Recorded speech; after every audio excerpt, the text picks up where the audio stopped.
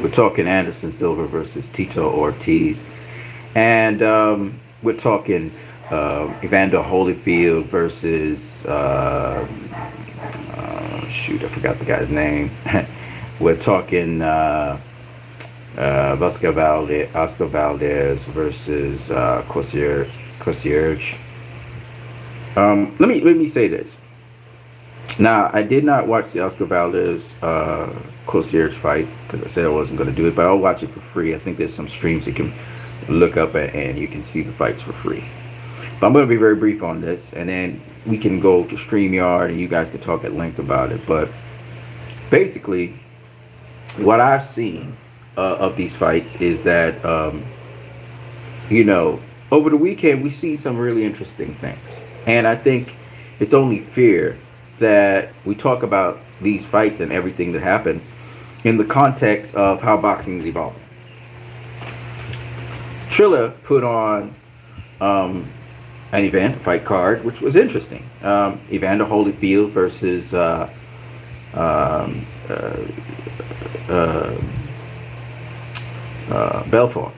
Belmont. It was Belmont.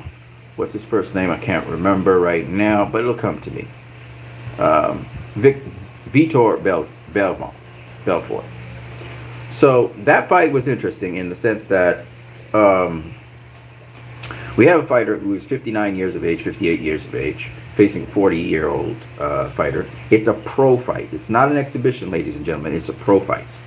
Okay? Oscar De La Hoya was trying to do his pro debut back into boxing at the age of, I think it's 48 or something like that. And Vitor Belfort is around the same age. And that's good. They were pairing them up. Now, a lot of people have been talking about how Evander, he looks kind of slow in his, training and stuff. Here's what I would say about the fight. Was it prematurely stopped? Absolutely. It was prematurely stopped. The referee, Holyfield was covering up. He got caught with one shot. I think it was the uppercut. Maybe two body shots. But he was basically getting caught not very often with punches. He actually covered up pretty well. But here's the thing that was a little bit disturbing. And that's not ring rust. Holyfield, he wasn't as balanced and as coordinated as he usually was. Holyfield didn't actually get hurt much in that fight.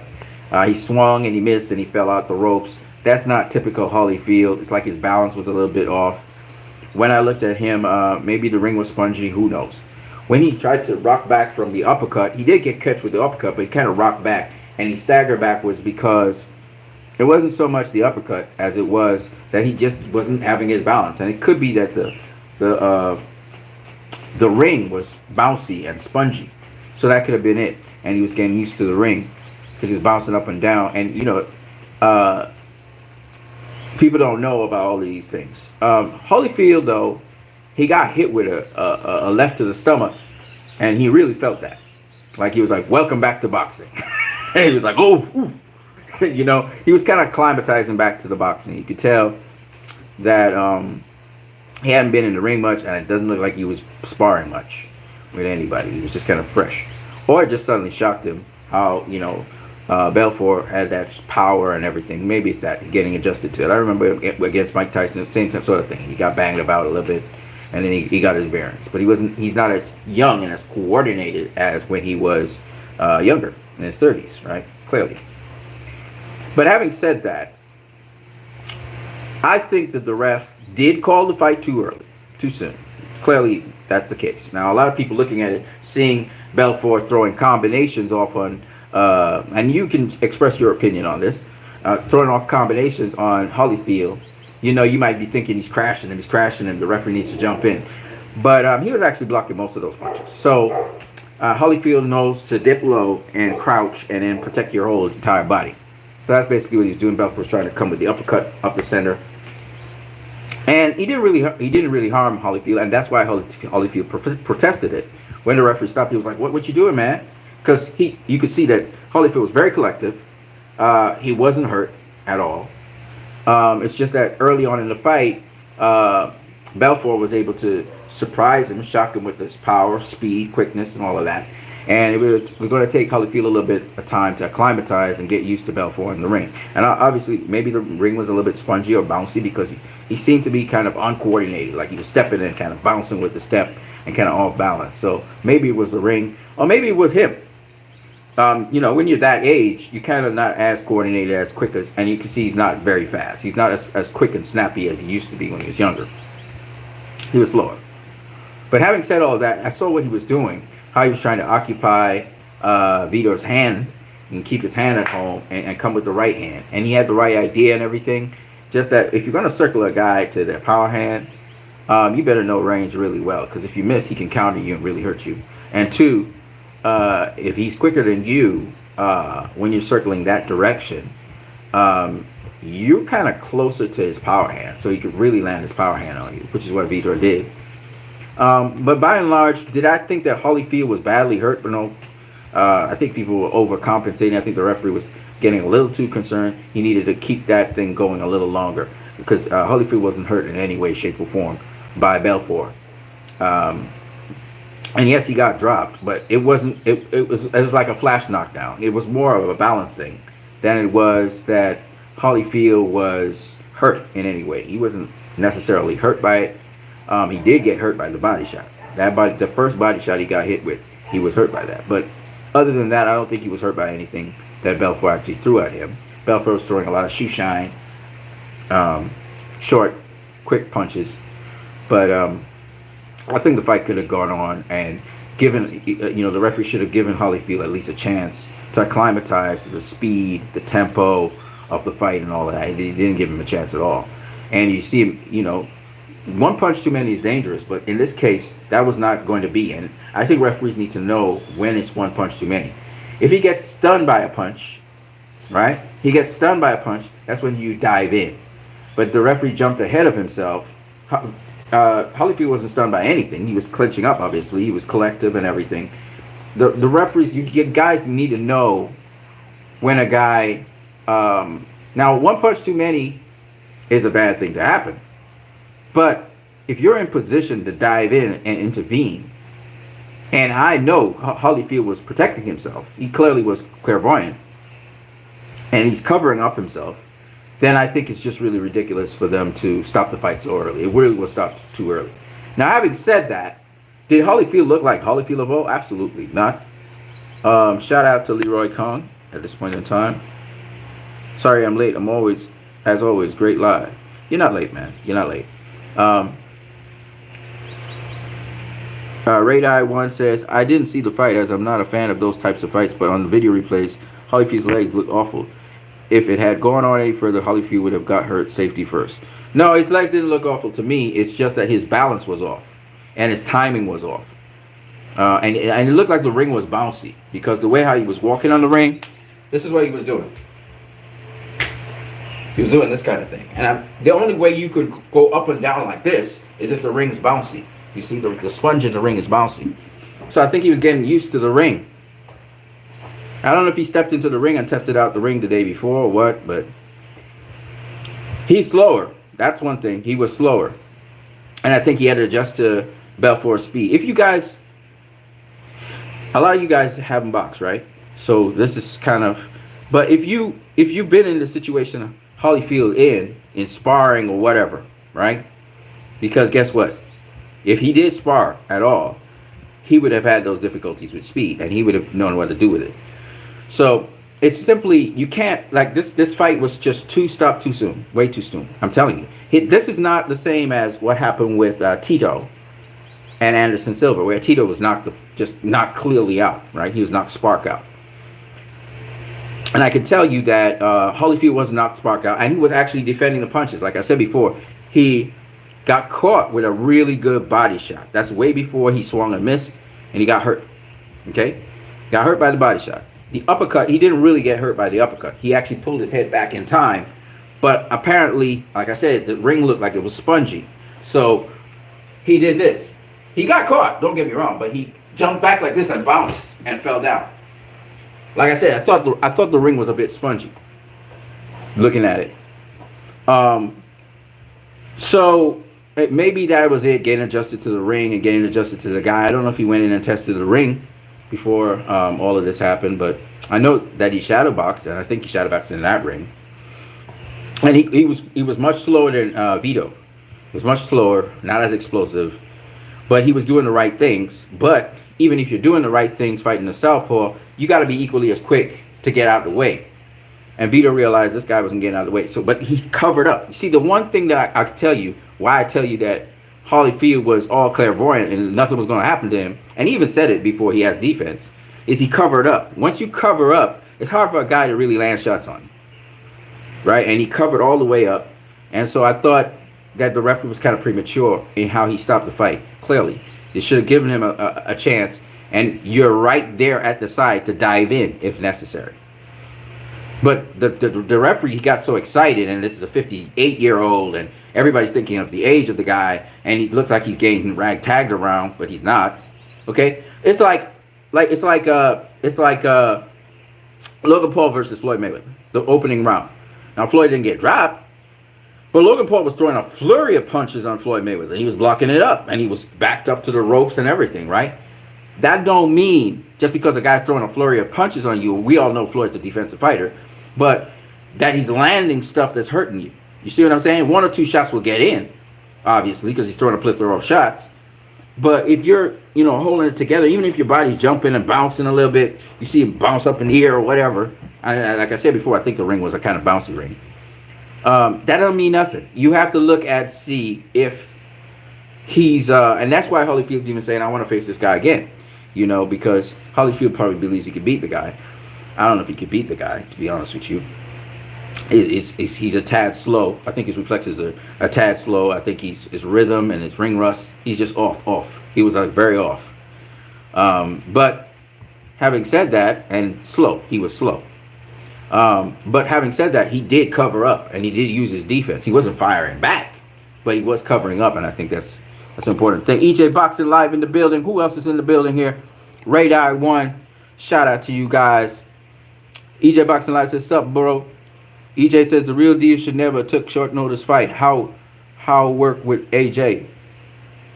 Yeah, how did it work out with AJ? I agree with you on that, especially when you're at old age. You should really prep for fights. And plus, like they all say, you should fight at your age range. If you fighting another 50-year-old, cool. If it's Tyson or whoever, Tyson right now might be looking at Holyfield like, yeah, he's food now. He be like, yeah, I want to face Holyfield now. You know what I mean? But fighting a guy way younger than you is not a good idea. Because, again, sharper, faster, quicker, all of that. So, that would give him problems. But, again, Holyfield was doing the right things. He was a tad slow, like I said. And I wanted to see if he could weather the storm. Because he was weathering the storm. That's why when the ref stopped the fight, he was like, what? Ref, what are you doing? He immediately said, ref, what you doing? Because he's clairvoyant. If you're not clairvoyant, right, you're going to be stunned. You're not going to know what's going on. He wasn't that. And everybody can say, well, you were 1-2 punches away from that. Yeah, but there's a sign. You know when somebody gets stunned. And if you're right here as a ref, so the 2 guys are here, you're right here. One guy is on this side, and one guy's on this side, right? And you're right here, ready to jump in, right? Don't jump the gun. Watch to see if the guy gets stunned, and then just jump in. Okay? That's it. But he didn't get stunned. He didn't get stunned, and that's why I said it's premature. And as a ref, some of the refs have anxiety problems or whatever, and they say better early than late. But then you stop the fight. You shortchange. You have to decide. It's a decision you're making. Are you going to shortchange the boxer from having his opportunity to come back and shine because he's clairvoyant? Or are you going, or warn him, say, show me something, throw back something, show me something, tell them something, encourage them to know that you're going to stop the fight.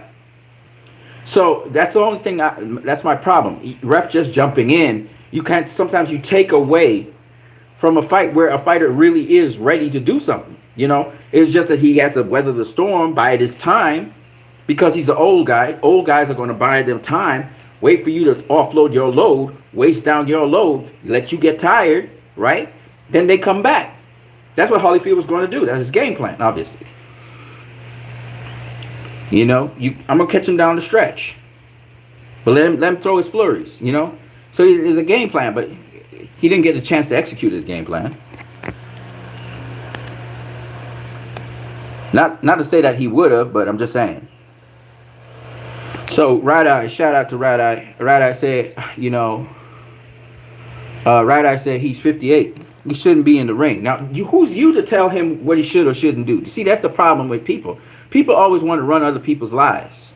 Okay? Anderson Silva is what? How old is he? 40 something, right? Anderson Silva is beating everybody that's put in front of him so far.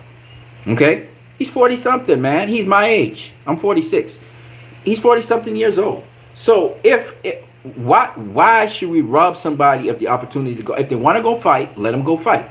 If they get sanctioned, so be it. But here's my thing. They need to understand that this is not a game. Boxing is not a game. You don't go into the ring, say you're going to play boxing. So once you know you're not playing boxing and you could get killed in there, as we saw what happened with Tito. Tito not used to getting tapped on the chin like that. Right? Now, elite boxers, if Anderson Silva was to land that temple shot, it's not necessary that they would drop even, which is crazy to think about. But Tito's not an elite boxer. He hasn't been doing it like that long. His punch resistance is not going to be like those guys. You see what I'm saying? He's not going to have that conditioning either.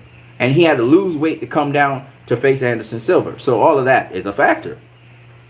And I mean, it's scary because when you have to understand, a guy can get killed in the ring like that.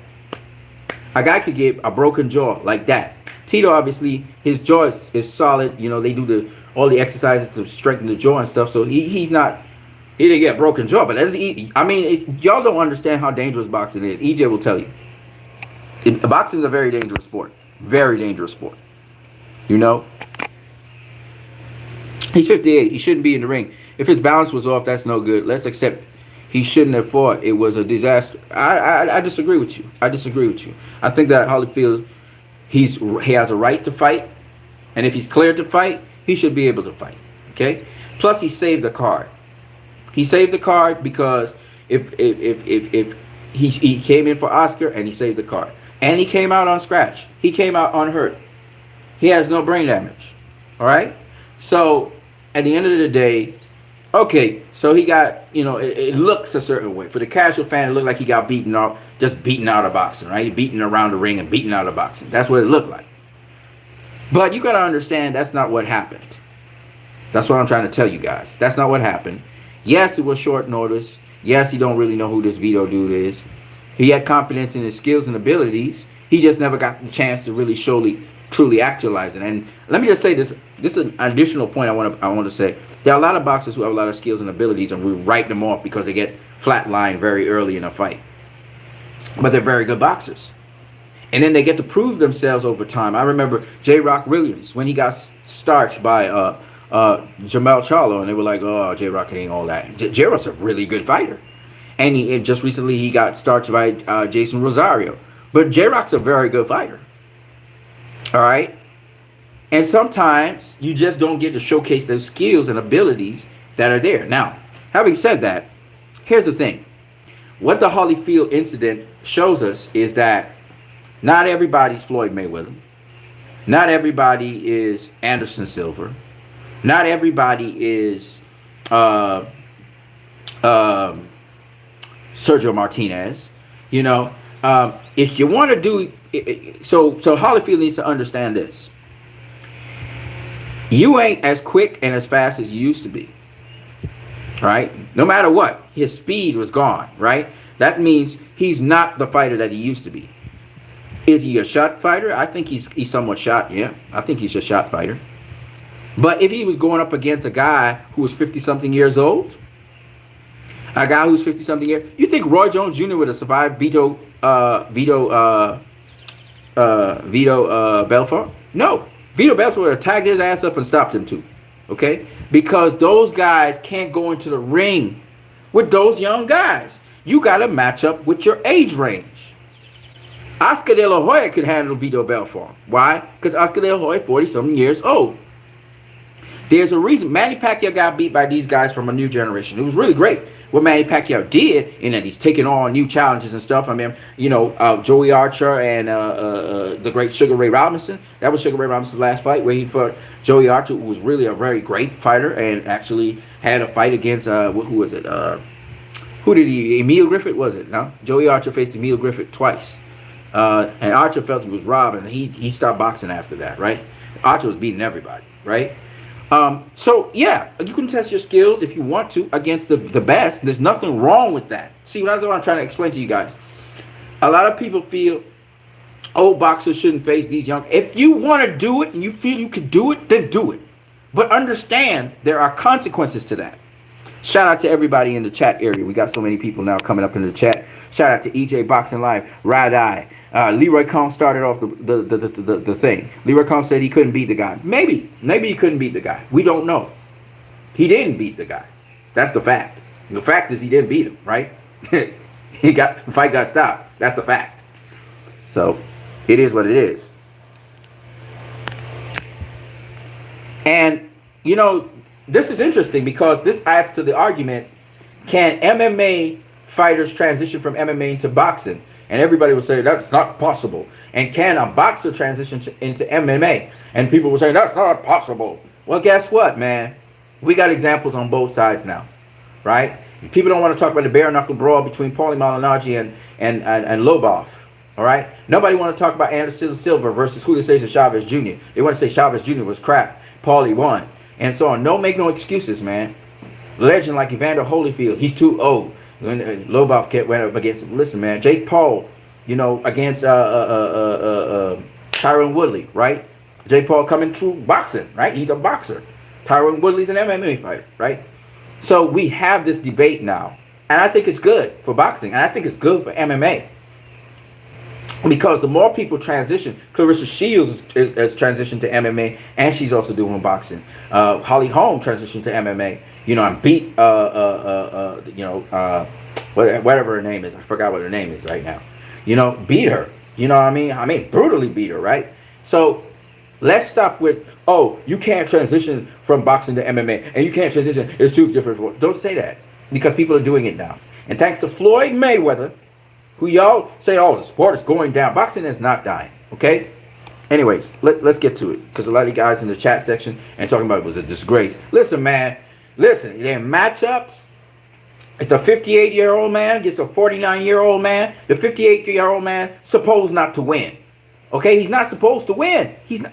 Come on, guys. He's not supposed to win. So if he defies the odds, Anderson Silva, a 40-something-year-old guy, right? Against a 30-something-year-old guy in Julio Cesar Chavez Jr. He's not supposed to win. He's not supposed to win. He's not supposed to win.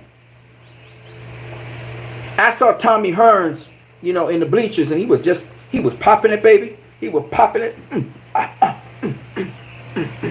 You know what I'm saying? Tommy Hearns was doing it. I like that. You got to understand something, all right? This is what I want to say to people. The fighters are fighters inside. Tommy Hearns, and they talking about Tommy Hearns versus Sugar Ray Leonard. Listen, they two old guys. If them old guys want to rumble, fine. The problem is when you go and you decide, I'm an old guy, I'm going to face a young guy. That's craziness. That's where it gets crazy, because we all know, physiologically speaking, especially if you're a shot fighter, right?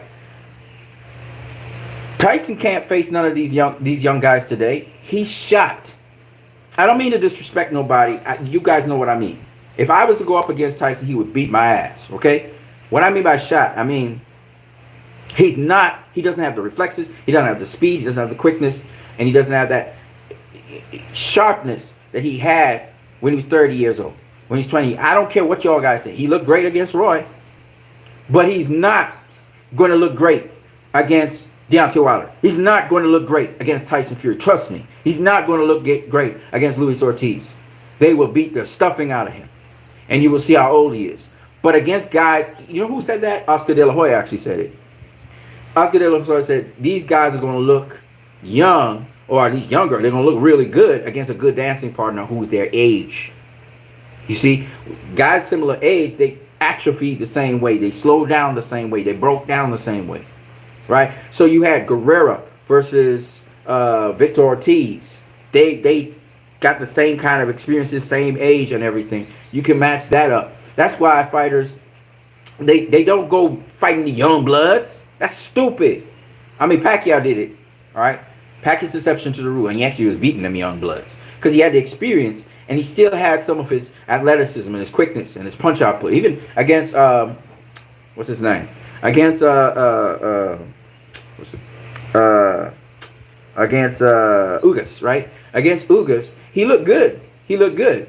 I mean, he was punching and everything. It's just that Ugas had a formula and he was breaking him down and everything. Pacquiao's a guy, still got some longevity in him. He got about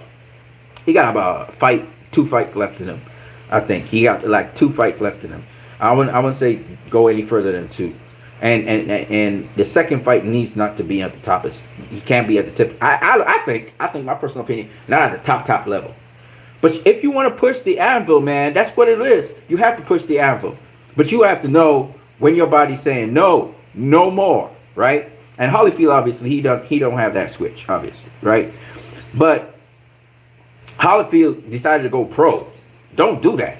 First of all, he should have been doing an exhibition. And Vito Belfort was not the guy he should have been facing. He should have been facing a guy 50-something years old. You know what I'm saying? Late 40s, 50-something years old. You don't go facing some guy that's 40, fresh, young 40-year-old. You're crazy, man. But it's cool. I mean, it is what it is. He decided he wanted to do it. He's getting paid for it. Why not? And, you know, I fancied his chances. Over Vidor. You know, and he was talking the talk, and he just didn't, bottom line, he didn't get to walk the walk. Bottom line, you know what I'm saying? You guys are talking so much. I'm going to try and catch up with everything you're saying, all right? All right, so here we go. So, Adri Pennant. Shout out to Adari Pennant. Sorry, I got your name wrong. Is it Adari Pennant? Shout out to you, brother. The heavyweight division needs more building. Yeah, there's still guys on the come up and so on, and some guys have been caught doping, and doping seems to be a thing in the heavyweight division.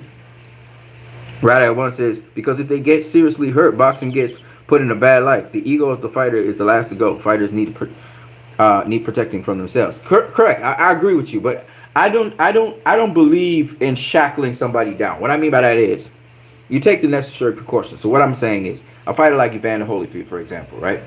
Won a fight. He's been training 2 years. Okay? Probably overtrained too. Training 2 years to fight, right? I don't know if he was sparring though. Got into the ring and he was overzealous and over eager to fight. He wanna hit something, okay? Am I mad at him? No.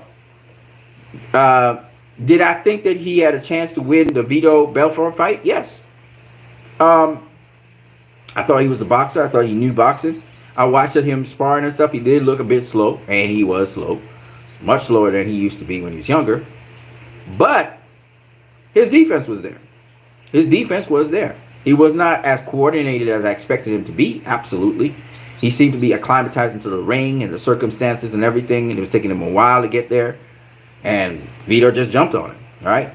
Now, having said that, he wasn't badly hurt. Thank God. But the bottom line that we take from this is, if you older guys want to do something, first of all, let's lay off the pro fights. Oscar De La Hoya. You got exhibitions, bro. But if you want to go pro, yo, do your thing. I am not against you, but I'm just saying, Canelo and them guys, them young guys, don't mess with them.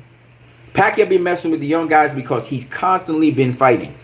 He's been constantly fresh. He's been constantly active. And the moment he wasn't as active, he had 2 years off. The moment he wasn't, he lost. All right?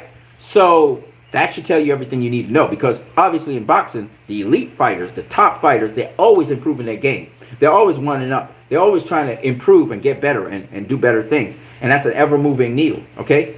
And if you get left behind, that's it, okay? So with Pacquiao, he wants to rematch Dennis Ugas, for example. And my thing is, do it, brother. But when you're done with the Dennis Ugas, do a fairway fight with somebody who's, if you are good. First of all, we have to see how you do against the Dennis Ugas. So I'm not going to get past that. See how you do against the Dennis Ugas. You do better than you did before. Great. You know, I'm not expecting him to win that fight against the Dennis Ugas. But if he does better than he did before, then it's great. If he does worse, pack it up one time and get out of there. Because he got you know, in the fight, he got his eyes banged up and stuff. But after the fight, that swelling, that inflammation, man, is a mother. You know what I'm saying? It's tremendous, right? So his eyes were shut and everything. And, you know, the damage that this guy has taken between those two fights is quite a lot of damage. So, unlike Holyfield, who didn't get really damaged, he didn't really get hurt in the fight given Belfort. Pacquiao got hurt. Okay, and we see the trauma on his eyes, and of course he took head trauma from all those shots to his head and stuff. So, you know, he needs to be careful. So if he's gonna have another fight, he better fight smarter, not harder.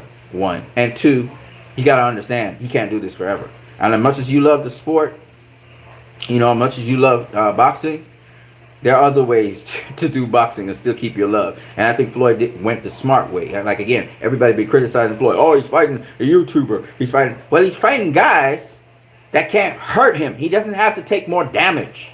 This is common sense again. Like, if it was me, I would be thinking the same way. I'm 44 years old. What am I doing going in the ring with young lions? Yeah, I'll win the fight. So what? I get bragging rights and I get brain damage. That's stupid. So obviously Floyd is going the smarter route. He's fighting big brand names, big brand people, and he's got all the other fighters in the world now buzzing about it. Canelo might fight an MMA fighter. Who knows? Conor McGregor's out there now as somebody as a potential opponent, and so on and so on and so on. We're seeing MMA versus boxing crossover a lot more often, and now we're seeing MMA fighters beating boxers. Okay? So this is a good thing. This is not a bad thing for boxing. And again, a lot of people just are resistant to change. A lot of people are resistant to change. So, oh, it's a terrible thing for boxing. And there are a lot of pessimistic people in boxing. I don't know what's wrong with these people. But they think very negatively. Everything is negative, negative, negative. I don't know why. But it's not a bad thing for boxing. You know what's a bad thing for boxing? A bad thing for boxing is what happened over this weekend with Oscar Valdez versus his opponent, where one judge was actually bought by the WBC. That judge was scored at 117 to 110. I don't know what the hell he was watching. Okay? What the hell was he watching? I watched a piece of the fight. I watched the first 5 rounds. And none of those first 5 rounds did the opponent of Oscar Valdez lose. He won every single one of those. That means he just needed one more round. 117, 110. What are you talking about, man? What are you talking about? And I'll tell you another thing that makes boxing bad. These are bad things on boxing. What?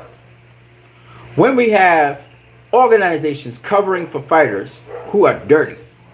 That's a stain on boxing. We can all agree on that.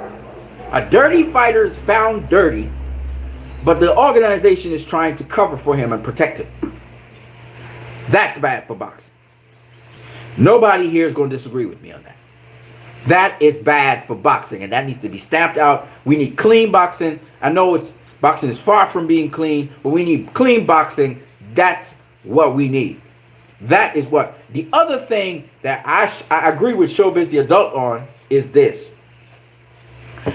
In boxing, at times, we are promised these fights. Boxers and promoters and the media come out and say, this is a short deal. This fight is sealed. This is done.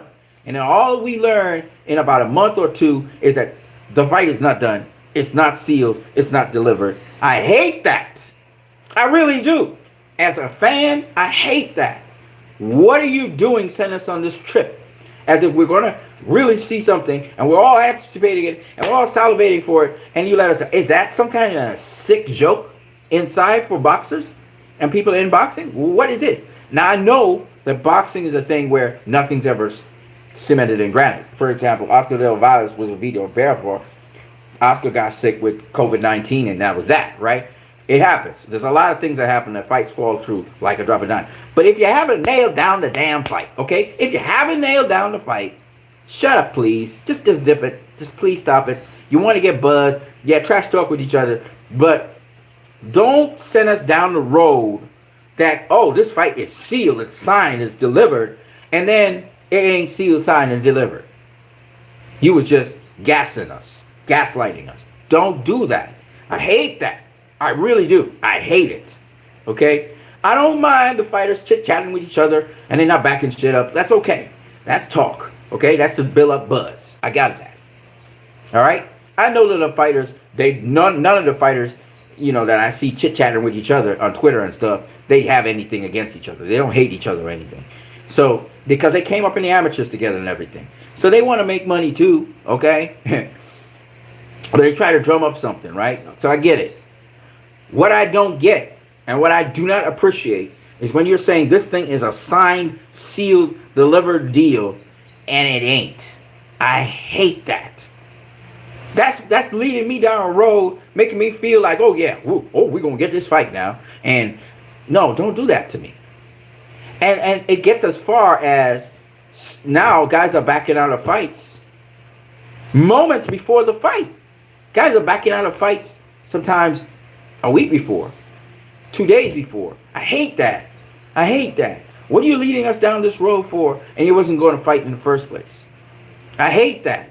I really do. So now we have to be like, okay, let's see if Canelo versus Caleb Plant happens. Because what happened with Teofimo Lopez and Karen Bocas? How many times that has been put off? How many times Tyson Fury versus Deontay Wilder has been put off? Okay, so we thought it was Tyson Fury versus Anthony Joshua. It's a done deal. Signed, sealed, delivered. And then we find out what? It ain't happening. Oh man, and he's facing Wilder. Wait, the guy that he wasn't supposed to be facing? I thought he was. What is going on? I hate that. I really do. That's the thing I hate. I hate when you're playing the fans for fools. I hate when you do that. Don't do that. Media. That's what hurts boxing. Okay? These are the kinds of things, and the fans express it in different ways, but at the end of the day, that's what hurts boxing. There ain't nobody in boxing that's a man of their word. When we talking contracts and we talking business, be a person of your word at least with that. You know what I mean? I was listening just recently there where, and again, this is okay. Well, this is part of the business, so I'm not really too perturbed. But, Devin Haney's father, right? Bill Haney, was talking to, what's his name? Really good fighter. From Golden Boy. They're talking about him facing, Coppinger said he would be facing Ryan Garcia. I forgot what his name is. He'll come to me. He fought that kid from the Dominican Republic. You guys know what I'm talking about. Anyways, and man, this dude talking like, yeah, we're gonna be on it. Yeah, I'm gonna get it. I'm gonna make sure that fight happen with you. They talked on the Boxing Voice. Yes, Diaz. What Diaz? Something Diaz. Shit. The name's coming to me. Anyway. Ninja comes back and says, there was no fight plan for that, but Devin Haney, whatever. Now, I'm not saying I would salivate for a fight like that. Okay, that's a fight I would love to see. Devin Haney, he would actually be tested because Jojo Diaz, that's the name. Jojo Diaz is a hell of a fighter. Inside fighter, too. Hell of a fighter. You know what I mean? Jojo Diaz versus Devin Haney is a good fight. And I just can't see why Jojo Diaz wouldn't want to face Devin Haney. I don't get it. The only thing I can think of is his co-promotion. Golden Boy would want to stay in-house for whatever reason. But these are the things that really kind of piss me off because it's like JoJo's speaking one way and he's saying, yeah, this is a done deal. We will make this happen. But that don't really tick me off as much as when a promoter and other people say this thing is done. AJ and Tyson Fury is done. And it ain't done. I don't like that. I don't like it. I really don't. I don't appreciate that. So those are the things. So the corruption in terms of, the WBC, for example, allowing guys who are caught dirty to fight and not really penalizing them, and also bad judging, PEDs, people cheating and going into competition, and that hurt baseball as well, right, with the PED thing. And then the other thing that hurts boxing for me is when guys say that the deal is made and everything is done, and then that's not what happens. All right, let's get to your questions again. What you guys were saying. Let's get to you guys here. Right, I said because if they get seriously hurt, boxing gets put in a bad light. So, like I said before, yes, of course, it makes sense to fight people your own age, first of all. And if you're a retired boxer, it's better just do exhibitions. And you make the exhibitions interesting. You know what I mean? So that's more the way to go. But ultimately, in the end, You know, I don't think that hurts boxing as much as you know, as what I just spoke about. Radai says the difference is those guys were fighting in their prime, not when they were 58. It doesn't matter about prime, bro. Let me show you what I mean. I'm gonna use Floyd again. Floyd and Pacquiao are two fighters who fought out of their prime. Pacquiao hasn't been in his prime since the Brandon Rios fight, right? The Brandon Rios fight, I think he threw 700 or something punches. So in his prime, he was throwing like 700 punches to about 1,000 punches, right? And then after that, he did the Chris Algieri fight. He only threw like, what, 500, 600 punches or so much? I think it was. And in Mayweather fight, he threw a record low, his lowest punch count ever. And after that, he hasn't been throwing, he's been throwing like 400, 500 punches a fight. Okay? You could say he got smarter, maybe it's that. But his punch output have been low. For that last fight with Ugas, he threw a record 815 punches. That's the most amount of punches since he's been KO'd. Okay, even before he was KO'd, actually, the Miguel Cotto fights and the Shane Mosley fights, he's throwing more punches than that. But anyway, the point is, it's not about primes so much, even though boxing is a young guy's sport. It's about, have you retained enough reaction time and reflexes to be able to protect yourself? Because it's about protecting yourself at all times. So if you can protect yourself at all times, that's safe enough for you to go in there and face your opponent. If you can't protect yourself at all times, then you need to get out of the sport. Because now you're going to take punishment and it's going to cripple you. And usually, the older you get, the more dangerous it can be for you, right?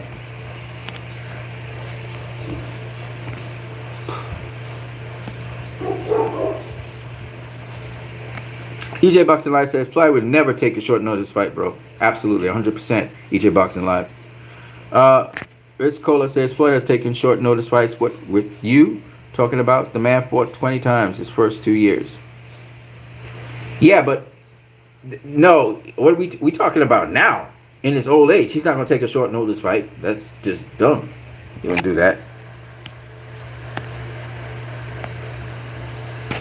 Plus, Floyd builds his fights. He wants the biggest fight possible. Radai says, Herring versus Shakur. Who you got in that fight, Shakur? Rich Cola says he looked every bit of 60 against Roy. Yeah, Tyson. Yep, of course. Tyson's not 60 though. He's 50 something, 57 or something like that. These Nuts says Ugas was excellent with using his range. Oh yeah. Absolutely. Lyricon says again, great live, very well said. Yes, thank you very much. So why I basically want to talk about this is because, you know, a lot of people say, well, boxing is a sport where, you know, things are just getting worse and worse and worse and worse, and it's a travesty and it's a disaster. Like, okay, so we're going to be talking disaster, mayhem, and the end of the world. How many times are we going to talk about that? How many times are we going to talk about the end of the world? When are we going to be positive about boxing? Okay? Of course, we can't be positive about the judge's decision, but Concierge or whatever his name is, he fought a hell of a fight. And even Bob Arum, after the end of the fight, said, you know, he fought a hell of a fight. And that's a fighter we're going to see again on Top Rank, I'm sure. Top Rank will feature him again because gold medalist, you know, Brazilian fighter. These Brazilian fighters coming out now. Anderson Silva had a hell of a fight against Ortiz, right? A really good fight. Tito Ortiz knocked out Tito Ortiz. Tito Ortiz was bringing the heat. You know, he was kind of wide open though and squared up. And Anderson was able to pivot around him, land first that overhand right to the, I think it's the chin area or something. I can't remember. Oh, he hit him with the left first. He hit him with the left, I think it was. That knocked him into the ropes and then came with the overhand right. You think he had a clubbing right that kind of caught him in the back of the ear, back of the head, and then he caught him with the overhand right on the temple, right? Put him down. And the point is, I can't remember what it was, but whatever. The point is that dude got knocked out. Slept like he was out cold. And that's dangerous. Okay, okay, so let me say this. One, it's dangerous for an MMA fighter to go into boxing and say he's gonna just face a pretty experienced boxer or a good enough boxer. All right, you saw what Anderson Silva did to Tito, right? And you saw what he did also to Julio Cesar Chavez Jr. Okay, Dangerous fighter. So experience is a major key in boxing, and having the wherewithal, the defense particularly. That's why I keep on talking about defense all the time. The defense, to be able to protect yourself, is very important.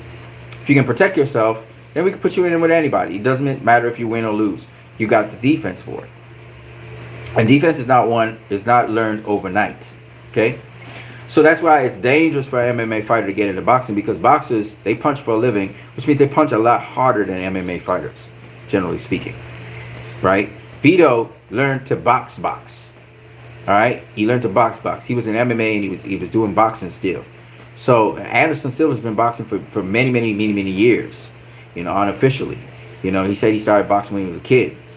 So Anderson Silva's, really been dedicating himself to the sport of boxing, kind of like Holly Holm dedicated herself to MMA, and that's why she was able to beat Ronda Rousey. So you have to understand, boxing on a whole is not something you can learn overnight. Clearly, Jake Paul is dedicating himself to the sport, and I hope he continues his career, because he inspires people like myself to get into that square circle. I will get into that square circle, I guarantee that. Get into that square circle and take that risk.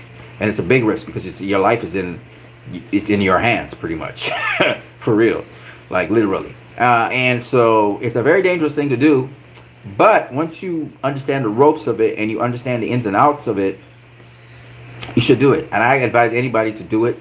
Whether it's pro, whatever, just face somebody in the ring. Maybe it's just against guys like yourself. That's what these guys did. The YouTubers started doing it against YouTubers. Maybe you start off with guys who are not professional boxers.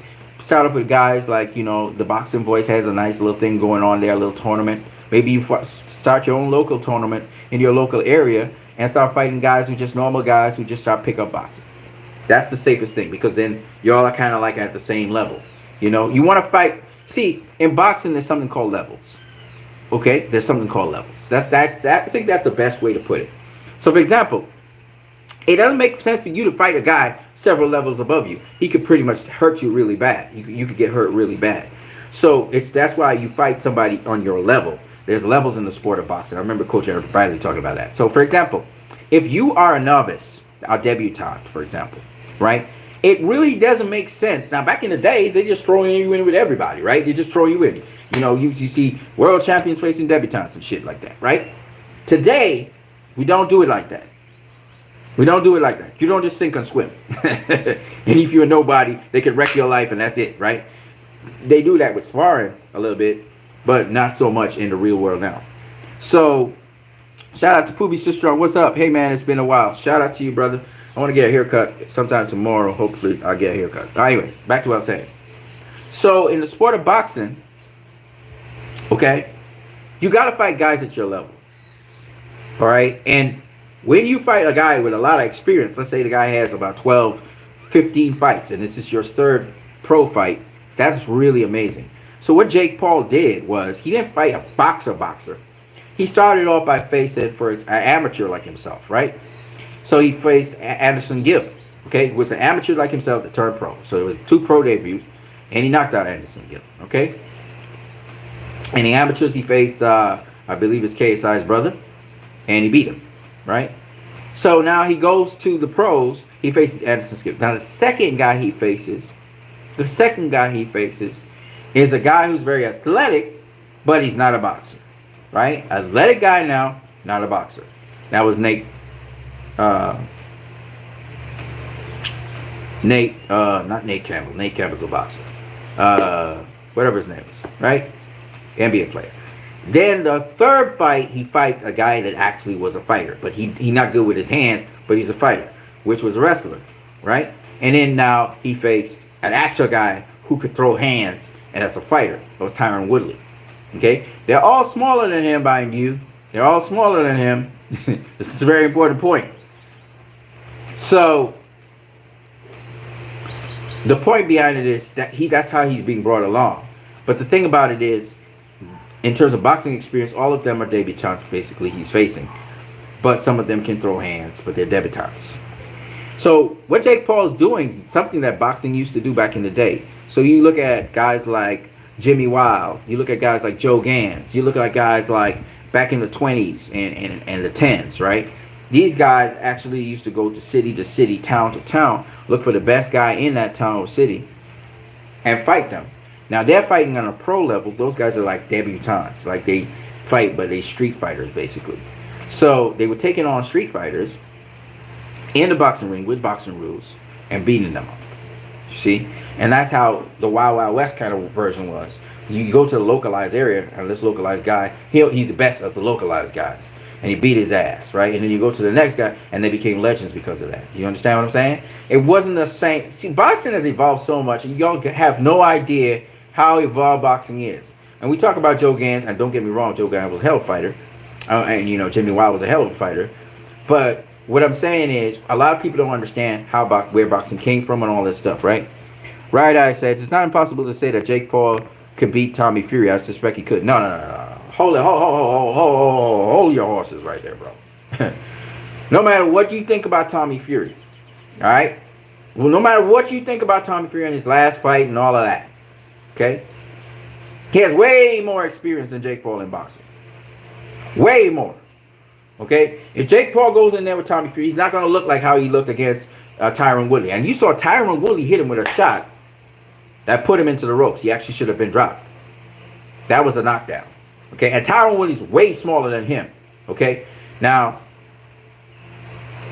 I don't think you guys understand. There are levels to the sport of boxing. Do you guys understand what I mean? Do you understand what I mean? Tommy Fury, he cannot beat Tommy Fury. He couldn't beat Tyron Woodley. I thought Tyron Woodley won the fight. I thought Tyron Woodley landed more cleaner punches. The only difference is Tyron Woodley didn't let his hands go enough. And then think about this. Tommy Fury's got longer hands than Jake Paul. Got a longer reach. He's a longer guy. Jake Paul will have to fight him on the inside. Jake Paul don't have no inside game. All right? He's now learning to set up his right hand, and he has a little left hook there, a little check left hook. You know what I'm saying? He has a nice little left hook. That's all he has. Tommy Fury's a lot more complex a boxer than that. Y'all have no idea. No, he's not ready for Tommy Fury. But you put him in there. Let's just see him cope with it. But no, Tommy Fury would... Anyway, I'll leave that alone. Rat Eye says, I don't like Jake, but he's improving every fight. Tommy ain't. I can't say that either. Tommy's facing the competition. He faced a very awkward fighter his second fight. The other fight he just had. He recently had on the Jake Paul card. He faced a very awkward fighter. So, I mean, and Jake Paul didn't do much better. You know, Tyron Woodley, who's not a boxer, mind you. He's an MMA fighter, like the other guy. Presented a lot of challenges to Jake Paul. Dropped him. You dropped Jake Paul. Okay? Yeah, Tommy Fury's never faced a Tyron Woodley. But then again, he's faced guys with more experience than Tyron Woodley in boxing. Guys that actually can box and can actually do things.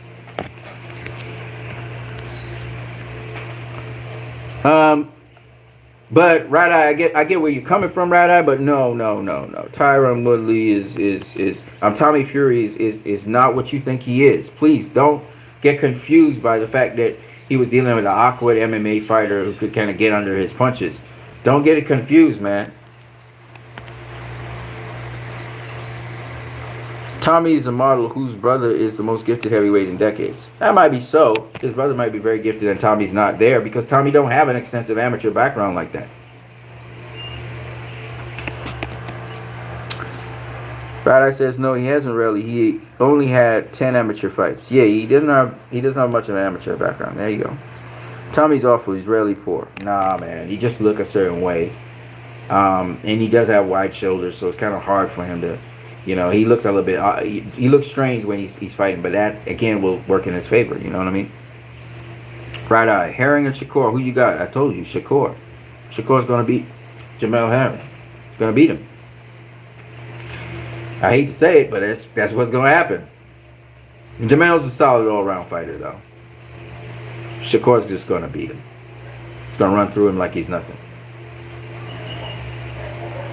I hate to say it like that, but... Shakur's on a totally different... There are levels to the sport of boxing, guys. Shakur's on a different level to Jamel Herring. Jamel Herring is a solid, good fighter. Okay? He's a solid, good fighter. Who's overachieved. He's not beating Shakur. He don't got that balance. Y'all know what I mean by balance? Oh, man. Come on, man. This is boxing, man. Come on, guys. You should be able to see these things, right? So balance, okay? Your foundation is very, very strong. That's what makes Shakur so precise and sharp and razor sharp with his punches. It's his balance. Y'all don't understand what I'm saying. I'm gonna try and break this down. So balance has to do with your stance and how you sit in your stance. You're not rocking in your stance. You're not leaning. You're not wavering like this in your stance. Your frame, your stance is not come wobbly. Okay, it's a solid stance. Errol Spence has a hell of a stance and a hell of a balance. So your stance plays a role, and then the second thing that plays a role is your movement, right?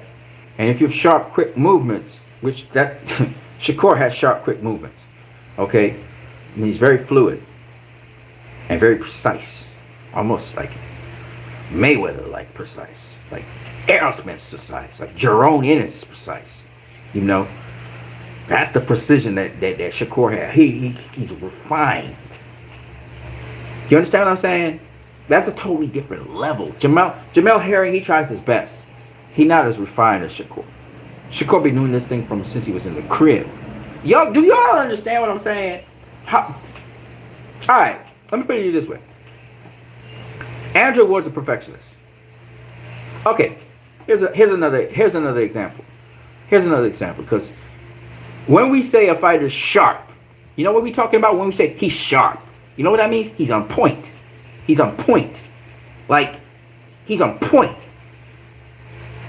Like, you could tell he'd been doing this thing forever, because he don't think to do it, and he's quick with it, and he's accurate with it. Like, pinpoint accurate. Like, if he hits you a body shot or a liver shot, it's going to be the exact same place on your body every time. That's sharp. Okay, so Canelo's sharp, but he ain't sharp like Errol. He's not sharp like Jerome Ennis. He's not sharp like what's my boy's name? Shakur Stevenson. Shakur Stevenson is sharper than Devin Haney.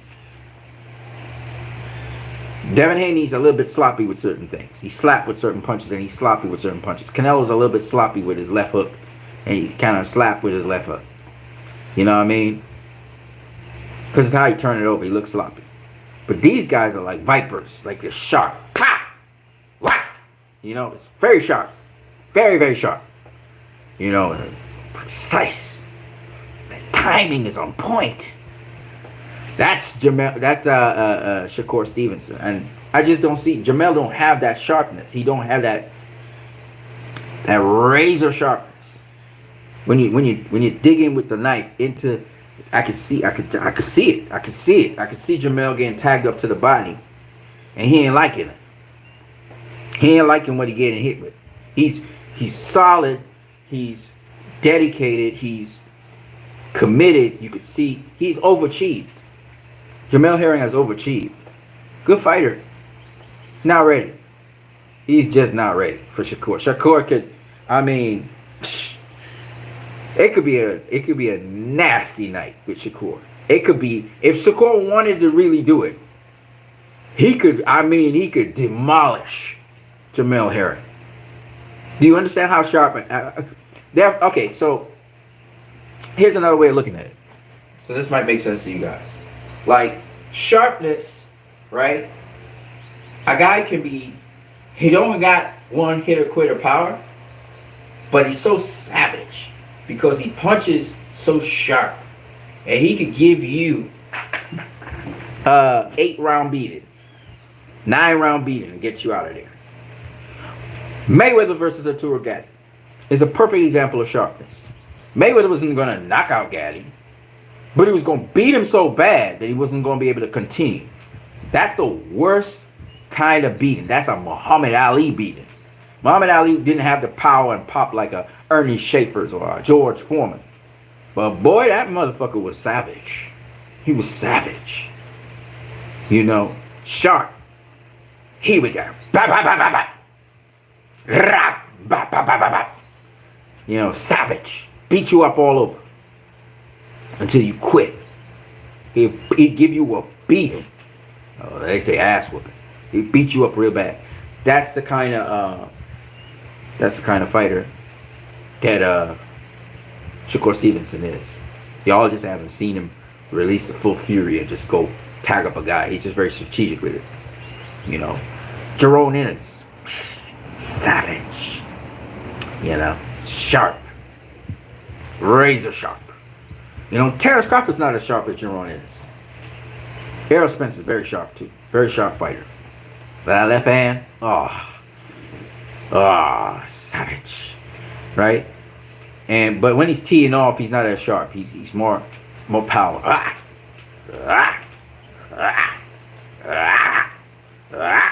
Right? But sharp. It's like you slam the life in there and you twist it inside in there. Because it's stabbing. You understand?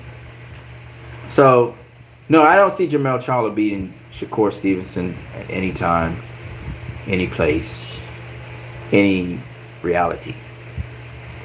But he is a tough fighter.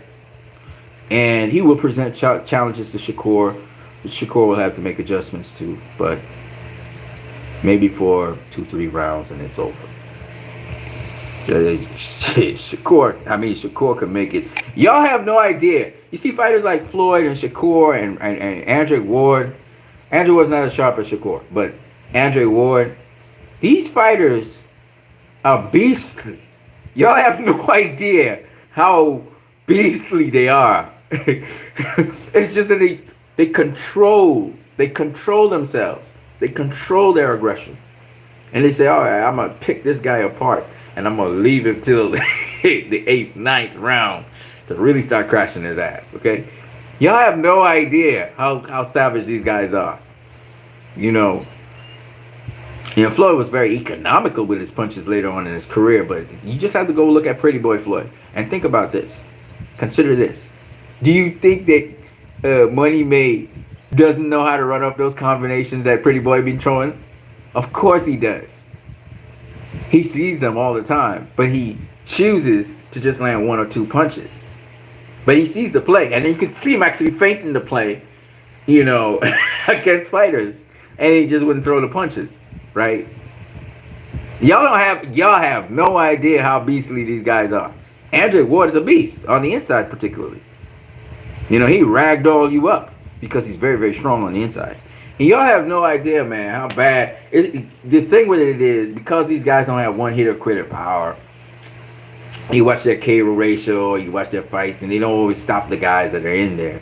Doesn't mean that these guys ain't beasts. Pernell Whitaker, Sweet Pea, was a beast. When he switched to beast mode, go watch him versus Roger Mayweather. You'll see what I'm talking about. When he switches to beast mode, it's a totally different story. And you don't want those kind of fighters coming forward at you if you don't have the equipment to deal with it. You don't want them coming hunt. When they hunting you down, they hunting you down. They know how to do it. They know how to cut off the ring and everything. You know? So you have no idea. They choose to fight in a counterpuncher way to conserve themselves, to protect their bodies from taking unnecessary damage. But it doesn't mean that they couldn't change gears and decide, I'm going to seek and destroy and just go after you, right? It's just that it costs them a lot more. They get tagged a lot more. People have no idea, man. This boxing game is so back-fronted. Like, people don't seem to appreciate boxing. They don't appreciate it. I'm not talking about boring-ass boxing where guys not throwing no punch whatsoever and just moving around the ring. I'm not talking about it. All right? Of course, some guys, they do what they need to do to make it to the end of the fight. I'm not mad at them. If you can't cut off the ring, that's on you. You're supposed to be able to cut off the ring. And if they can get away with it, they're going to get away with it, right? That's how it goes in the ring. So, I'm not mad when a guy decides to use excessive footwork and move around the ring. It bores me a bit. I was watching at a fight, I think it was O'Carroll versus, I forget what the other kid's name was. And they were defensively responsible, but again, it was a little bit boring in the sense that they were still using the same moves over and over again. O'Carroll was doing the same thing. He was trying to rush in with the lead right or with the jab to the pit, throw a quick combination and back out, right? And the other guy, he was trying to counter him on the way in. And it was a bit boring. I actually fell asleep in it because they were doing the same thing over and over. and you're kind of like, oh, okay, I see how the story plays out. That's cool, you know. But don't get me twisted. When you see a real savant inside of there and throwing feints and stuff, because guys think throwing feints is watching another guy. That's not what throwing feints is about. If you could hit his ass, hit him. Hit him. Don't play around. Hit him. You know what I'm saying? We're not into posing. They talk about fainting being posing. Fainting isn't posing. Okay, so let me give you an example. So here I am, right? Ha! Ha! Ha! Right? That's a feint. All that's feinting. Right? So, first, I jab it. Right? That's a spear jab I just threw. I throw the spear jab. Okay? I come back here. Right? I may, you know, feint the jab, throw the hook. Okay?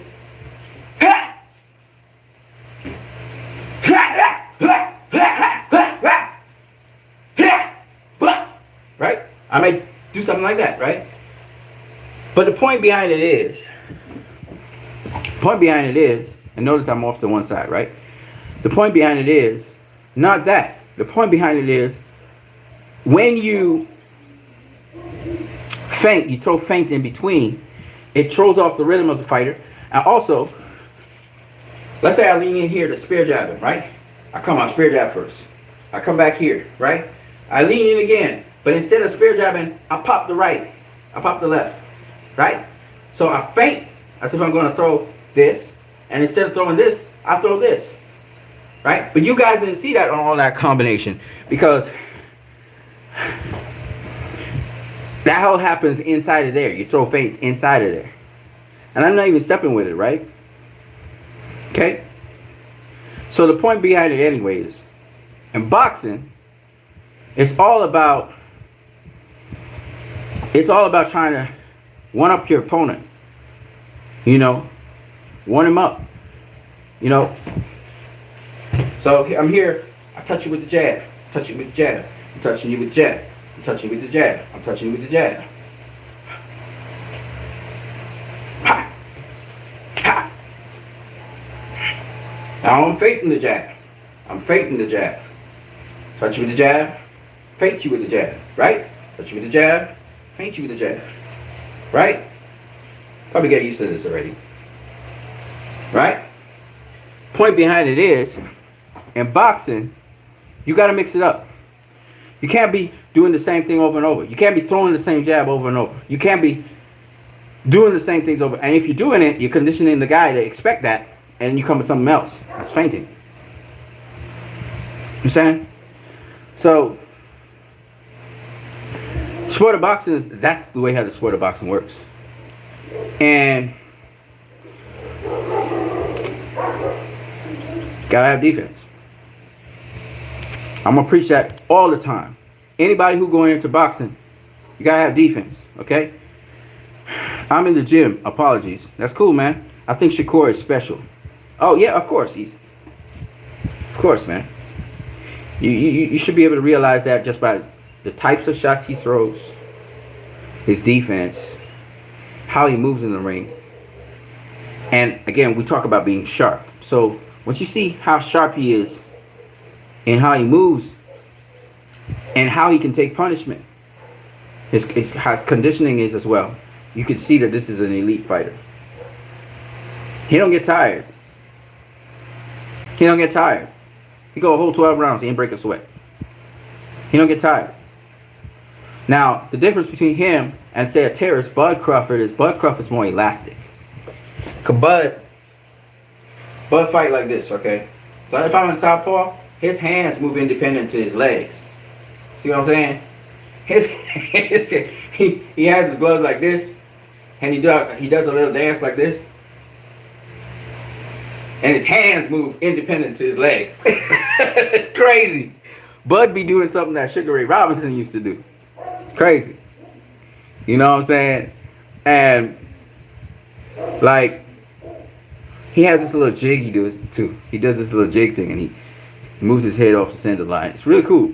Studying Bud is an interesting thing. If you guys,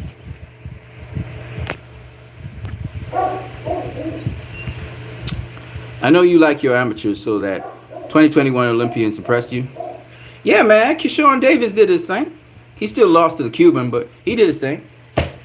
Yeah, we got a good crop of boxers, man. Keyshawn's going into the pros, and he's gonna do very, very well. He's gonna do very, very well. He ready to take on Raleigh Romero. He want to take on Raleigh. I heard Raleigh might fight Gervonta Davis. I mean, Raleigh likes his power too. Raleigh's like Deontay Wilder. He likes his power. Look out for Ben Whitaker from here in the UK. Okay, man, I'm gonna look out for that. You got a lot of good fighters. Got a lot of good talent on the rise, not just from the Olympics, but also from elsewhere, man. That's making their mark at welterweight. You know, super lightweight. You know, you guys know Antoine Russell. Antoine Russell. It's a bad super lightweight, man. He's a bad boy. Watch out for him. He won a lower weight class than Jerome Ennis, but they both used to be super lightweights. You know, like Antoine Russell is a bad boy. He badder than Gary, I find. I like him. I like him a lot. He beat Ennis in the amateurs. Yes, I know. That's right. I think they share a win apiece, something like that. But Jerome's a good fighter too. Don't get me wrong, man. Jerome's totally gifted, man. Totally gifted. But them boys are different. They different beasts, man. They different beasts. Let me say something else to show you guys that boxing is not dead, right? Boxing ain't dead. It's just encompassing more. So you have these exhibition fights.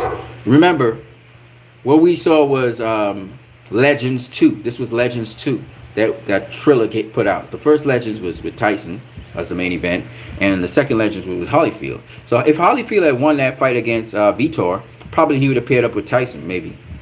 But anyway, so you have Legends 1. This was Legends 2. But this time it was pro fights. But I prefer. This is just me. That the retired guys, you know, do exhibitions, man. Make some money off the exhibitions and have big events. We always will love. I will always want to see Sugar Ray Leonard versus Thomas Hearns 3. I will always love to see that. But as an exhibition, I don't want to see it as a actual, real bonafide pro fight. No, thank you. Right? So this is what I'm saying. Because we don't have a seniors tour, and these guys, they still want to throw hands, and they need a reason. Some of them need a reason to live, keep their blood pumping, and I don't feel restricting them helps their lives. I think Thomas Hearns always going to boxing fights. You see Thomas Hearns, he's always in a boxing fight. When I saw him recently, he was throwing some hands. I was like, what? Is Thomas Hearns getting better? Because he wasn't as well, you know, he wasn't that great. He was going down, and it looks like he's coming back. And I'm like, maybe they're getting proper nutrition and stuff, and they really handling him because, or maybe he got the incentive. Hey, I might be able to box. I might box Sugar Ray Leonard in an exhibition or something, and it might be a big money fight. I'm like, anybody. I don't know about y'all, but if they around the same age and they want to throw hands, and the only thing I have to say is you gotta at least be competent, okay? Tyson versus Roy Jones Jr. Roy Jones Jr. didn't look so great, but Tyson looked pretty good, right? And if you can look reasonably good, legends, man, have legends for these guys. And not just in boxing, but I'm just saying. And let them come out, and let them do that thing. I don't have a problem with that. I believe there's space in boxing for everybody. I actually like it because people like to remember the throwback fighters and stuff. And yeah, Holyfield got his ass whooped by Vitor Belfort. Fine. Okay, he got beat. Okay, that's the that's the official thing. All right, and it is what it is. Okay. MMA gotta get some pluses sometimes. You know what I'm saying? And Vitor is a good fighter. He's a good fighter. Not his boxing debut, but he's a good fighter. I love to see Vitor Belfort versus Anderson Silva. I think Anderson Silva beats him. But Vitor is a pretty decent boxer, pretty decent southpaw. He throws that left hook and then he throws that left uppercut. So he comes with a left hook, left uppercut. You know, pretty interesting. Ha! Ha! And it's nice and short too. So it's good stuff. You know. Ah! Got me wanting to dance. Ha! Ha! Ha! Ha! Ha! You know, got me wanting to dance, baby. But you know how it is. Yeah, but boxing's a beautiful sport, man. You guys should really, like I said, if you're in the gym throwing hands or whatever, man, good, cause boxing's beautiful, man. Yeah, so no, I think people need to be more open-minded to boxing. There is the pro fights. The only thing I said, like I said before, the pro fights, y'all, the WBC can't be playing the fool, man. WBC be playing the fool. What's wrong with you, man? Mauricio, you do so much good for boxing. Got the wheelchair boxing and all these other things going on. Don't do that. Don't show favoritism to Mexican fighters. Don't be encouraging PED use in boxing. This is what we're saying. Don't encourage that. That is what is hurting the sport. Because those things directly, we had a young lady that just died recently from Mexico. And we don't even know if the other girl was using PEDs. You just never know. And if she wasn't, then why would we even use PEDs? Because if you're using PEDs, increases the chance of somebody dying. I think of Patrick Day. Patrick Day. I can't forget Patrick Day. How he got knocked out by Cornwell. And y'all need to check to see Cornwell using PEDs. Y'all need to VADA test these guys. And I know VADA testing is mainly for championship fights, but y'all need to VADA test everybody. You know what I'm saying? Everybody. All levels. You enter into debut level, you should VADA test. I know they don't have the money for it, and that's where, y'all need to, have some kind of organization or something to raise money for these fighters, or take some money out of the fighters' purses or whatever, and put it into some sort of trust so that, these things can be paid for. But at the end of the day, man, come on, man, we need fighters being tested. And these tests, the nice thing about these tests is they're picking up things, which is good. And that fight should never have happened. That fight should never have been sanctioned. And I don't care what Bob Arum says. That fight should never have been sanctioned. Okay? And Oscar Valdez didn't even win the fight, in my opinion. But it should never have been sanctioned. These are the things that hurt boxing, man. And we know boxing's a dirty sport, and we know it's difficult at the top level and all of that. And you have to dodge so many different, political games that go on. But at the end of the day, when it starts to trickle down and the fans start to see it, that's not cool. Fans want to have confidence in boxing. They want to have confidence in the product that they have. And y'all not giving them any trust. You're lying. Mr. Silverman's lying. Bob Arum's lying. Well, Bob Arum's a promoter, so, they lie and cheat and steal and all that. But the modern promoters are not as bad as Bob Arum and Don King and those guys. They was terrible. They used to, man.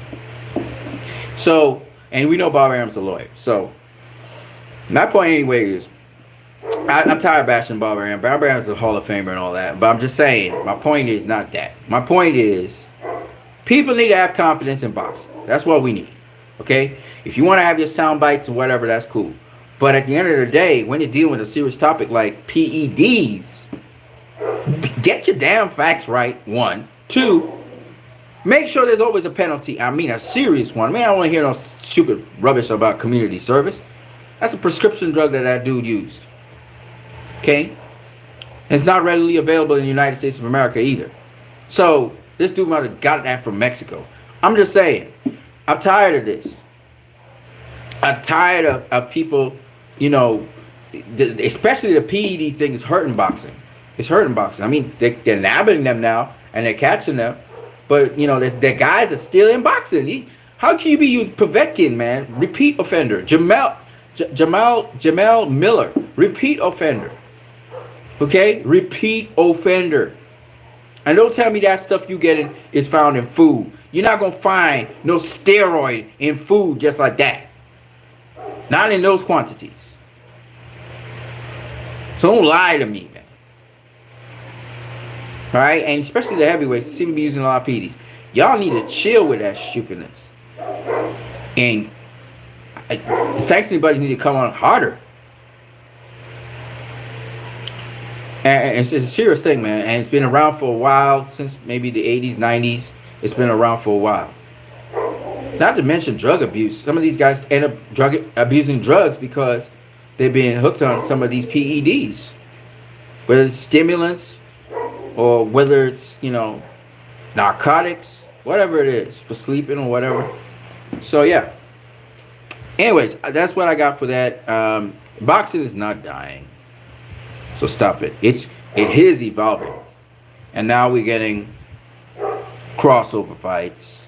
Now we're getting more prominent exhibitions. And it used to be something like that in the 80s, where, when Sugar Ray Leonard go and spar, or even in the 70s with Muhammad Ali when he sparred certain people, and it made a big scene with these exhibitions.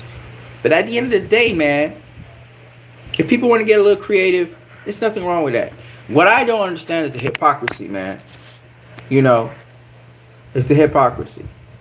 Where people say, well, Floyd has been destroying the game of boxing. How are you destroying the game of boxing, man? Come on with this. Let me hear this nonsense. If you don't want to see the stuff, then don't watch it. That's all. You don't want to see it, don't watch it. Hey, that's simple. He's not taking away anything from the sport. If you don't want to see it, don't watch it. I didn't want to see I wasn't paying for the Oscar Valdez fight, so I didn't watch it. I watched pieces of it, I think, sometime today. You know what I'm saying? So I just wanted you guys to understand that, because for me, boxing is a beautiful thing, and I definitely going to be doing it. And in my journey, once I do it, whether I get beat or not, I just want to know I did it. I did it. I did the sport, and I continue to do it. And if it's good, and I got something that tells me, hey man, you can go ahead and do a little bit more, I'll do a little bit more. Right Eye says he beats Ennis in the amateurs. Right Eye says thanks for joining our Facebook group, Boxing Fans, the one with Muhammad Ali in the background. That's tight, man. I didn't know I was in your Facebook group. Shout out to you, Right Eye, man. Good Facebook group. I've just been banned from Facebook. I'm gonna say this out loud, but a pactard, man, he flagged me, and he just flagged me. And I didn't curse or anything. I just said something like, "Man, you behaving like a female dog." I said something like that, and I got flagged. And I know it's a pactard that flagged me because I was talking to a pactard. And I have a 30-day ban. And 7-day ban from my account is restricted. I can't comment or anything on Facebook, period. So I've been out of Facebook for that. And I didn't curse. I didn't use actually a curse word. I just said that. And that flagged. And because there are people in groups, when I talk boxing, they say I'm too, you'll be okay in our group. I'm a moderator in the group. That's cool, man. They say I'm too, I'm too heady, and I'm too opinionated, and I don't listen to other people's opinions and stuff. But if it wasn't for me, man, and others like me, people wouldn't actually know, what boxing is. And it's sad, because it's like, sometimes we talk boxing and stuff, and I tell people, just get into boxing. Go ahead and do boxing. It's your opinion, whatever. But I want you to see. I want you to experience. I want you to feel what it is to box. Because then you will have a first-hand knowledge of what you're seeing in the ring. You won't have to listen to no commentator. You won't have to listen to them or what they're saying. You're going to understand what's going on for your own self. Isn't that the society we live in today, where you get to know things for yourself? So do that. You know what I mean? Know the sport for yourself. And the only way to know the sport is to do it. Just like with any other sport. If you do football, if you do basketball, if you do baseball, if you do cricket, if you do soccer, if you do mixed martial arts, if you do jiu-jitsu, whatever, when you do the thing, you understand it better, and you understand what's going on in there better. You understand plays and how to run plays and that, and these are the things that make, to me, that's what makes sports interesting. That's what makes video games interesting. That's what makes anything interesting, right? Even if you play boxing on a video game, it kind of gives you insight, maybe some of you at least, some insight into boxing somewhat. Because you build some sort of strategy of how you want to do it. And you learn that defense is important. Anything, defense is important. You play Mortal Kombat, you got to know how to get your defense for your character, right? So you can last long. Otherwise, if you just go on offense, when you're not throwing offense, then you're going to get your lives lost, right? So defense is important in anything. If you want longevity, you need to have defense. This group knows their boxing. Cool, man. Do you watch the Zone Big UK fight Smith versus Fowler on October 9th? Who you got? And this is Ian Smith. Ian Smith versus Fowler. I saw it. I don't know, man. You know, Smith versus Fowler doesn't really interest me, but have I been following any of Fowler's fights, man? Not really. I haven't really been following Fowler. I heard he's doing okay though. But who you got for it? Who you got? I mean, Smith's a decent body puncher. I can't remember what Fowler does. I actually have to look at Fowler stuff. Liam Smith, yeah, Liam Smith. Oh, you got Liam Smith? Okay, cool. Cool. Liam Smith's a decent body puncher. That's what I like about him. He wins by TKO. Okay. You think a body shot? Is Fowler open for body shots? What's his defense like? I interviewed his brother Paul on my channel. Oh, that's dope. I'd have to look at how Fowler fights, and then I'll tell you. Liam's not a bad fighter, though. He's not a bad fighter. He's not a bad fighter. Body shot? Yeah, I thought so. Yeah, Liam has a nice left hook. He really does. Nice left hook to the body. His thing though is when you're protecting your body, right? So he has the high guard like this, and he's like bent like this, right? But you know why Liam got dropped by Canelo with that left hook, and Canelo opened him up, drew him down center, and then hit him here?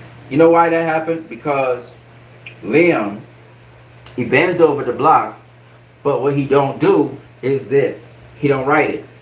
He don't ride it. So if Canelo tap him there, once he tap him there, it gonna seize up and he'll tighten up and he'll go down, right? Like I saw somebody drop somebody, I can't remember who it was over the weekend. Dropped him with a perfect body shot. He threw an uppercut up the center, and then he came to the side with a left hook. It was an uppercut up the center and then a left hook. It was an uppercut left hook combination. Who was it? Put the guy down. Dude went down with a body shot, boy. I can't remember who it was, but somebody over the weekend. It wasn't names that you guys know. I think it was two Mexican fighters, bro.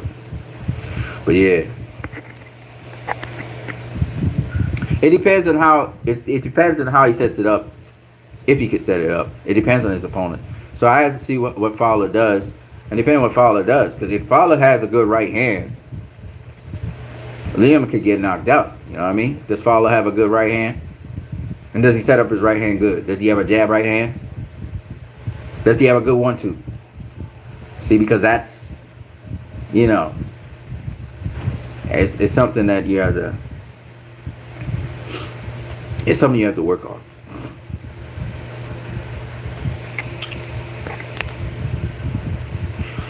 Yeah, so, yeah, man. Okay, so for example, what's the kryptonite for a left hook? What deters a guy from throwing his left hook? I'm just going to ask you guys. I mean, science of boxing, right? The thing that deters a guy from throwing his left hook is two things. One, but it always has to do with the right hand, right? If you throw a right hand straight down the center, right? After a guy throws a left hook, so let's say you catch the left hook, you ride it a little bit. As you ride it, you come back with the right hand straight down the center. That deters the left hook.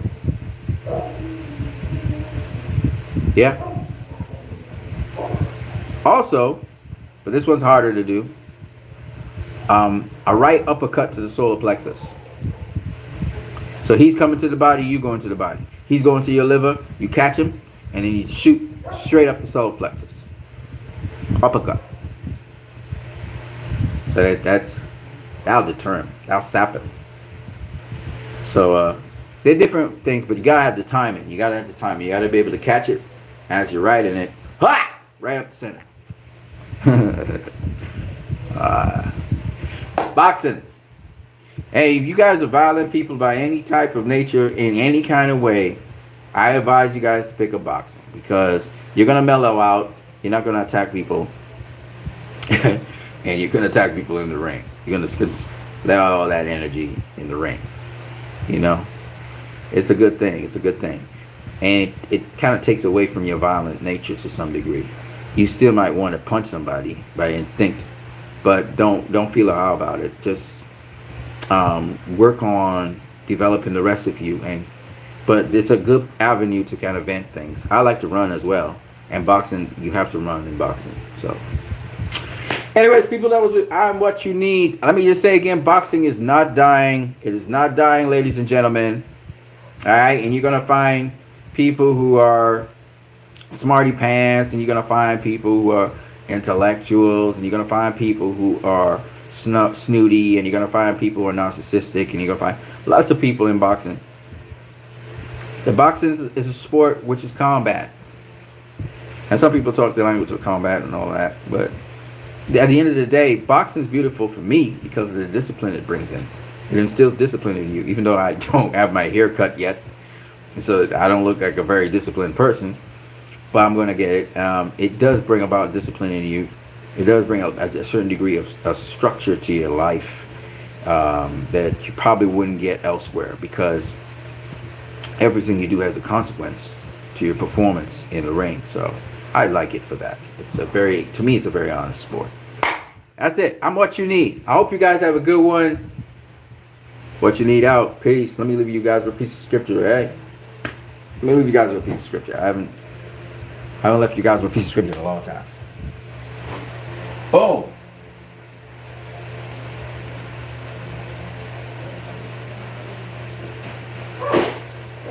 Okay.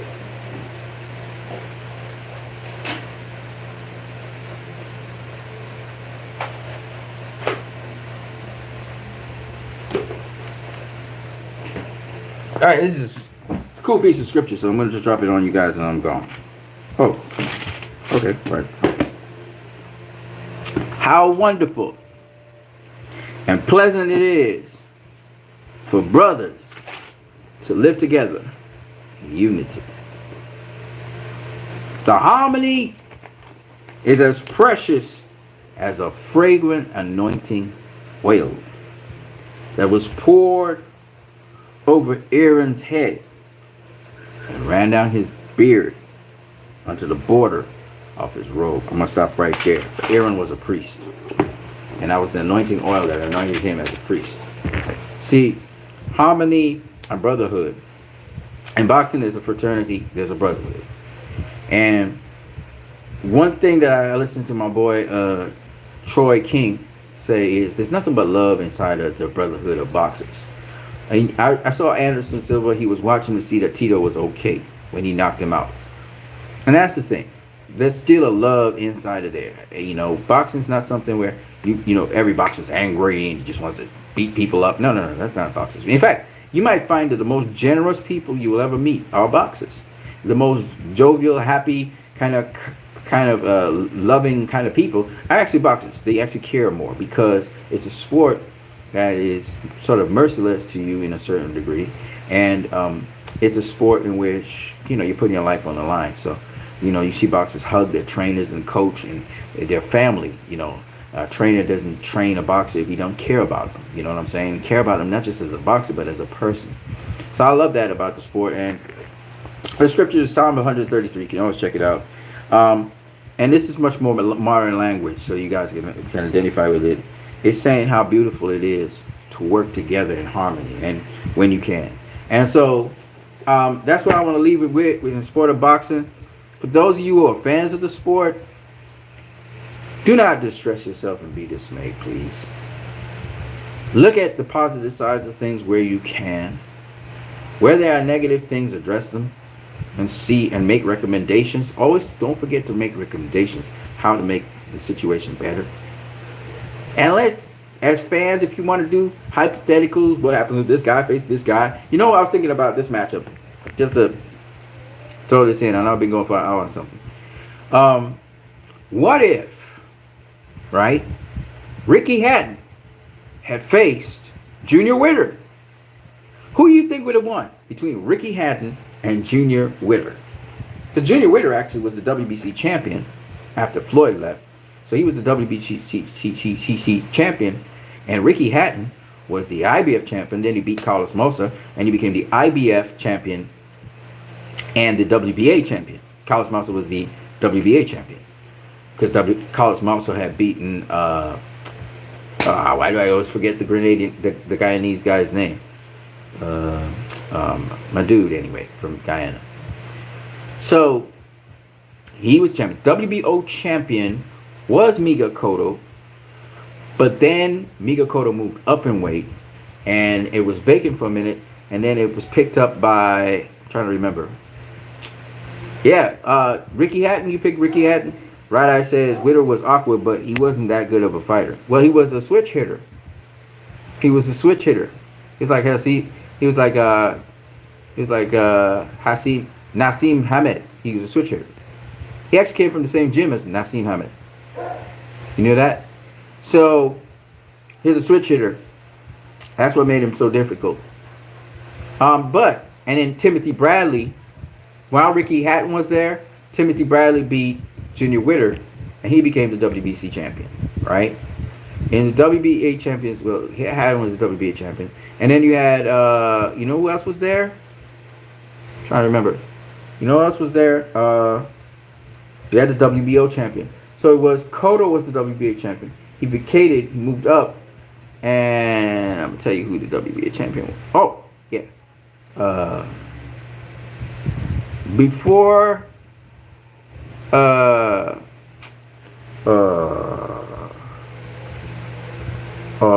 yes.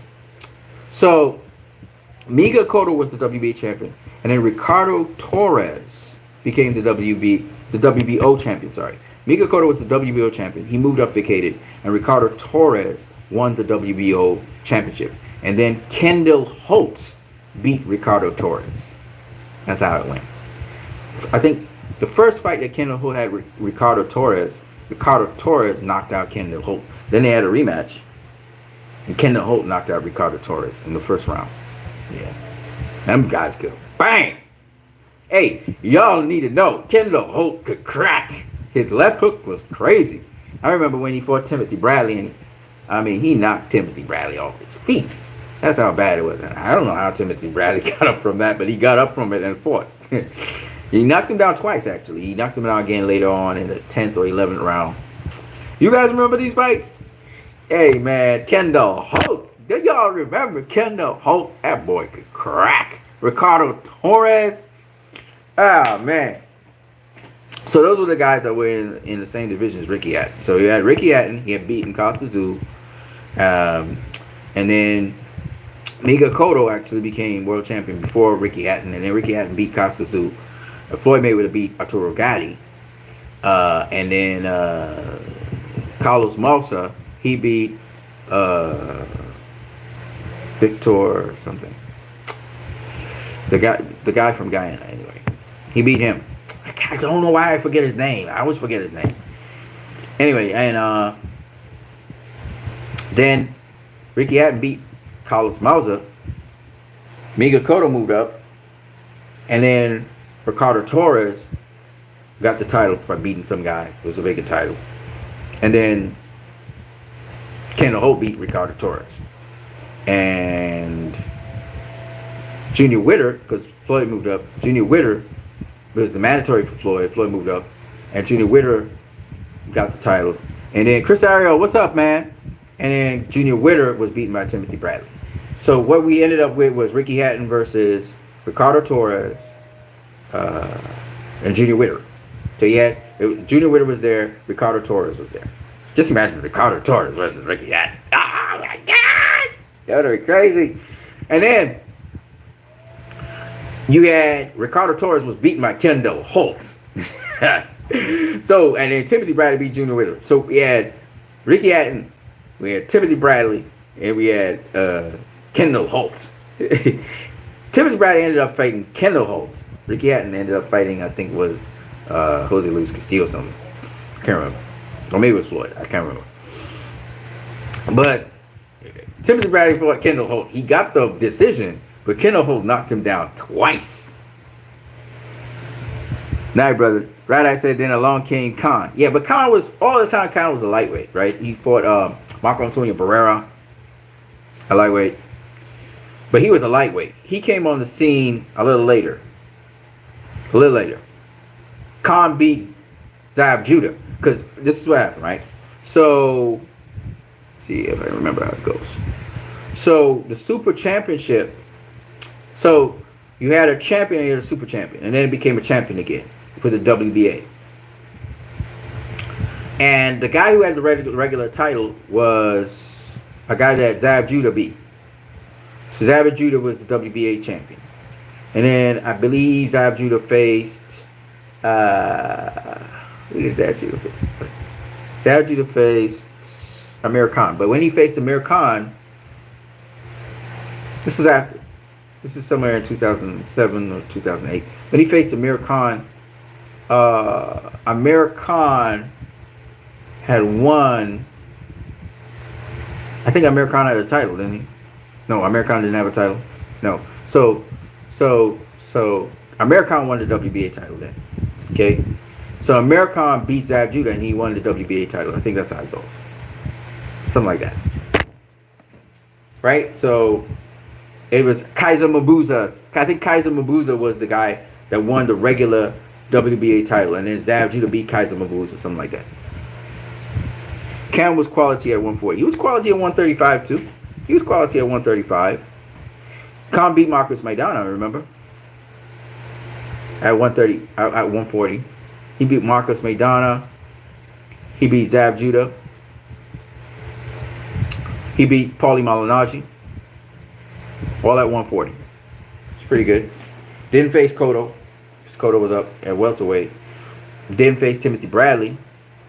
Timothy Bradley was cleaning out shop. Timothy Bradley was the next guy. I thought Timothy Bradley would face Ricky Hatton, or he'd face Amir Khan. Then Pacquiao came up and cleaned up Ricky Hatton in 2009, right? Pacquiao went and demolished Pacquiao. But Ricky Hatton had been stripped by that time. He had been stripped of the WBA. I think that's what happened. Ricky Hatton was stripped of the WBA, and Khan came up and picked up the WBA title because Zab Judah, the WBA title was available, and Zab Judah beat Kaiser Mabuza for the WBA. Oh, no. Maybe it was WBA regular was there. The Super Championship was gone. So, because Ricky Hatton had the Super Championship. So, Kaiser Mabuza picked up the regular title. I think Zab Judah beat Kaiser Mabuza, and I think Amir Khan beat Zab Judah. I think that's how it went. And Eric Morales won the... So, this is funny. All of this is really funny because Amir Khan beat Marcus Maidana. Marcus Maidana beat Eric Morales. Eric Morales moves on to win the title. And he faces Danny Garcia. Danny Garcia beats Eric Morales twice, right? He beats him twice. Stops him the second time. So Danny Garcia becomes the WBC champion. The WBA champion was Amir Khan because he beat Zab Judah. And I think he defended his title against Marcus Maidana, something like that. And the WBO champion was after... So Kendall Holt was the WBO champion, but then Timothy Bradley became the WBO champion. Right? And so Timothy Bradley was the WBC and WBO champion. Amir Khan was the WBA champion. I think Danny Garcia was a champion? I think he was a champion. Was he champion? I think he was a champion, yeah. But Danny Garcia wasn't the IBF champion. Who was the IBF champion? I don't know. Because Danny Garcia became the WBC champion. So how did that happen? Timothy Bradley left? No. Yeah. So Timothy Bradley left in 2011, I think, because in 2012 he fought Manny Pacquiao. So in 2011, Timothy Bradley left. That left a vacant title, which Eric Morales won, and then Danny Garcia beat Eric Morales twice, right? So he was the WBC champion. Amir Khan, he beat Zab Judah after Zab Judah beat Kaiser Mabuza, and so Amir Khan was the WBA champion. That's how it goes, right? And the IBF champion, I can't remember who that was. The WBO champion was Timothy Bradley was the WBO, and he had the WBC. So when Timothy Bradley left, I don't know who got the WBO, but we know who got the WBC. It was Danny Garcia. I don't know who got the WBO champion. So anyway, that's what I got. But that's really cool to talk about because these were contemporaries of Ricky Hatton, right? And Ricky Hatton got stripped and all of that. So yeah, Radar, I'm cool, man. I'll catch you later too. Oh, it's in the UK. All right, bro. Well, have a good one, bro. Everybody, I have peace to you guys. Remember, try to work in unity with other people. 133. It's real strength in numbers. So let's try to be good with each other. Shout out to Boxing Fans on Facebook. If you guys don't know where Boxing Fans is, check out Boxing Fans. There are two. There's Boxing Fans TM and then there's Boxing Fans. Both groups are cool. I'm going to catch you guys later. Peace.